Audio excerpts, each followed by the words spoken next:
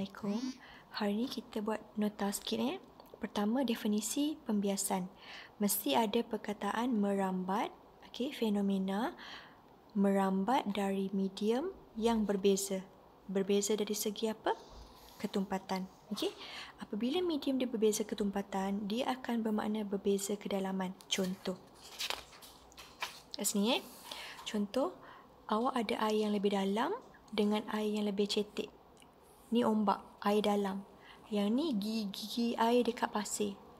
Bila ada medium yang berbeza ketumpatan, berbeza kedalaman, ni dalam, ni cetek. Dua perkara, ketumpatan atau kedalaman. Dia akan berlaku pembiasan. So, bila berlaku pembiasan, sama ada dia bergerak menuju arah normal, garis normal, atau bergerak menjauhi garis normal. So, dua perkara ni kena ada. Contoh dia macam ni. Sepatutnya gelombang bergerak straight line. Arah anak panah ni arah rambatan, straight line. So, gelombang tu akan bergerak straight line. Tapi bila berbeza ketumpatan, satu dalam, satu cetek, satu pekat, satu cair, contoh. So, dia sama ada akan daripada straight line tu, nampak tak dia mendekati? Ataupun daripada straight line tu sepatutnya straight, nampak tak dia menjauhi? Menjauhi garis normal. Yang ni mendekati garis normal. Cara nak cam awak buat straight line je.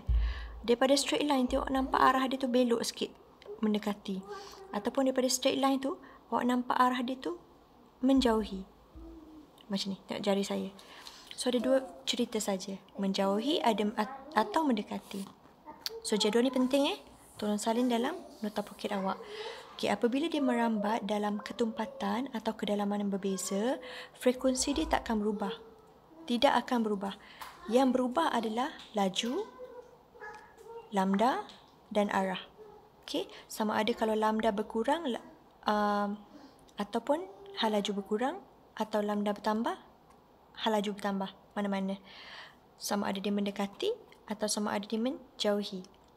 Sebagai contoh, awak akan draw latihan ni, betul?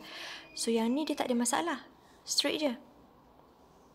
Yang ni, dia akan, nampak ni, daripada straight ni, sepatutnya straight ni, nampak dia mendekati normal. Kenapa? Air dalam ke air cetek. Dia mendekati kerana air dalam ke air cetek. Yang ni pula, supposednya straight line. Straight line. Tapi dekat sini, dia akan kelihatan menjauhi normal. Nampak ni normal tau. Normal sentiasa 90 darjah. Sentiasa 90 darjah. Tapi bila buat tangan awak nampak dia menjauhi. Kenapa dia menjauhi? Cetek kepada dalam. Ni terbalik. Dua kes ni terbalik. And this one, bentuk muka kanta. Kalau kanta tu cembung macam ni, so arah gelombang yang terhasil akan sama arah. Macam ni.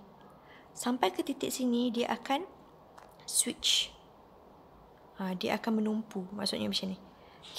Dia akan follow muka kanta yang mula-mula sekali dia jumpa. Daripada dia satah, berbentuk satah, dia akan melengkung ikut muka pertama dia jumpa. Lepas tu, titik tumpuan ada kat sini, titik fokus, dan dia akan menumpu.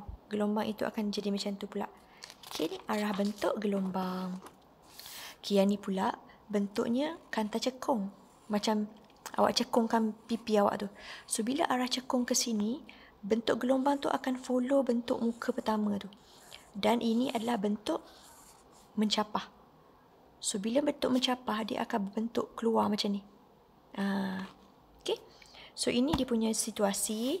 Situasi pertama, awak boleh tengok keadaan di mana daripada keadaan lantai ke aras lebih tinggi akan berlaku perbezaan ketumpatan. Makin panas. Ini sejuk. Di sini juga akan berlaku fenomena pembiasan. Sebab tadi saya kata ada dua fenomena.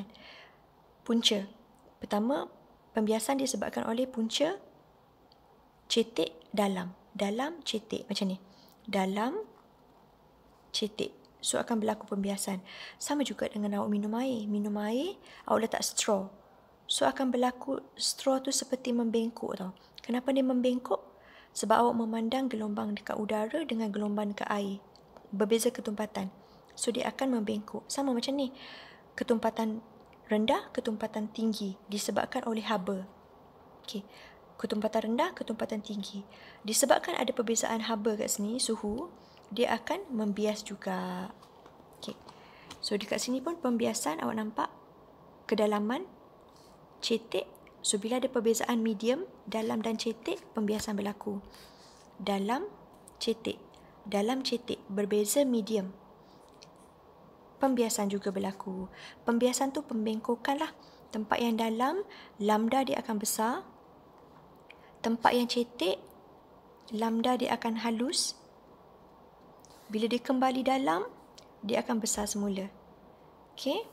So formula yang terlibat, V sama dengan F lambda. V, laju. F, frekuensi. Lambda, jarak. Okay. So ini adalah latihan terakhir. Pastikan awak pandai mengira. Cikgu, kenapa dia menggunakan konsep frekuensi sama? Ya, dia menggunakan frekuensi sama sebab ini semua tentang air. Nampak tak?